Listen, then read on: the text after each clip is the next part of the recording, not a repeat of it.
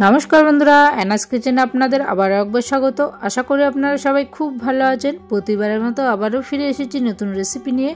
Are आजके तैरि करे देखाबो एकदम रेस्टुरेंटेर मतो फुलकपिर पकोड़ा।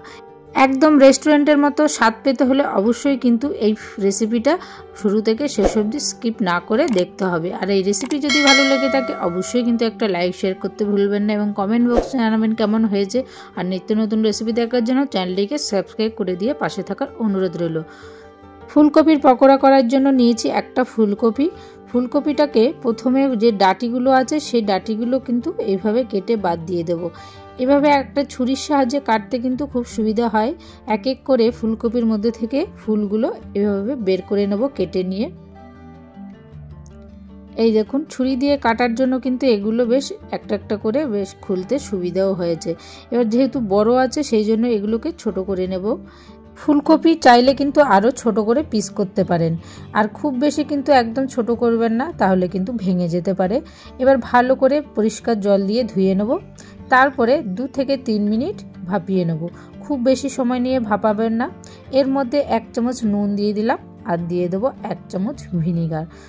এবার ঢেকে দেব 2 থেকে 3 মিনিট। ভিনিগারটা দেওয়ার কারণ হচ্ছে তাহলে ফুলকপির মধ্যে যে গন্ধটা থাকে আর পোকামাকড় থাকলেও কিন্তু সেগুলো বেরিয়ে আসবে।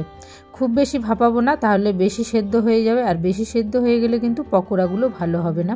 এবার একটা ঝাঁঝরি দিয়ে জলটাকে ভালো করে ঝরিয়ে নেব। জলটাকে ভালোভাবে ঝরিয়ে নিয়ে একটা পাত্রে ঢেলে নেব। এবার ফুলকপি দেখুন আমি একটু দেখিয়ে দিচ্ছি, খুব বেশি কিন্তু বয়েল হয়নি, ঠিক এই রকম বয়েল করতে হবে। এইদিকে একটা পাত্রে আমি নিয়ে নেব 150 গ্রাম চালের গুঁড়ো। আর এর মধ্যেই 3 চামচ মতো বেসন অ্যাড করলাম। আর 1 চামচ আদা রসুনের পেস্ট দিয়ে দিলাম। দিয়ে দেবো স্বাদ মতো নুন। ছোট চামচের 1 চামচ লাল লঙ্কার গুঁড়ো, ঝালটা অবশ্যই পছন্দ অনুযায়ী দেবেন। সামান্য একটু গরম মশলার গুঁড়ো অ্যাড করেছি। আর 1 চামচ কালো জিরে দিয়ে দিলাম। 1 চামচ কাশ্মীরি লঙ্কার গুঁড়ো, এটা জাস্ট একটু কালারের জন্য। এবার দিয়ে দেবো 2 থেকে 3 চামচ টমেটো কেচাপ।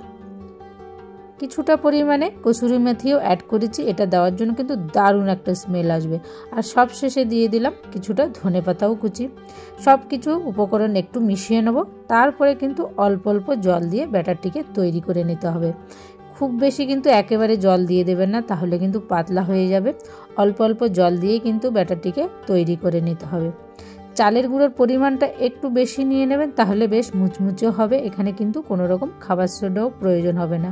যদি আপনারা প্রয়োজনে খাবার সোডা ব্যবহার করেন সেটাও কিন্তু করতে পারেন, তবে চালের গুঁড়োর জন্য কিন্তু এটা এমনিতেই মুচমুচে হয়ে যাবে। ভালো করে মিশিয়ে নিয়েছি।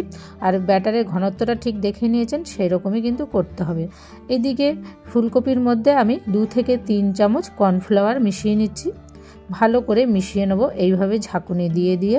এই কর্নফ্লাওয়ারটা মিশিয়ে নিলে ফুলকপির পকোড়াগুলো দারুণ কিন্তু মুচমুচে হবে, আরও উপরটা ক্রিপসি হবে। এবার ফুলকপিটা এই ব্যাটারটির মধ্যে এইভাবে মিশিয়ে নেব। এটা যদি পাতলা হয়ে যায় পকোড়াটা কিন্তু একদমই ভালো হবে না। আগে থেকেই রিফাইন তেল গরম করতে দিয়েছিলাম। গ্যাসের আঁচ এই সময় লো হিটে করে রেখে এবার পকোড়াগুলো এক এক করে দিয়ে দেবো। পকোড়াগুলো দেওয়ার সময় গ্যাসের আঁচ অবশ্যই কিন্তু খেয়াল রাখতে হবে যাতে কম থাকে। তারপরে একটু কমিয়ে বাড়িয়ে কিন্তু আপনারা পকোড়াগুলো ভেজে নিতে পারেন। একবারে কিন্তু বাড়িয়ে পকোড়াগুলো ভাজবেন না, তাহলে ভেতরটা কিন্তু ভালো ভাজাও হবে না এবং ওপরটাও কিন্তু ক্রিপসি হবে না। লো টু মিডিয়াম হিটে পকোড়াগুলোকে লাল লাল করে ভেজে নেব।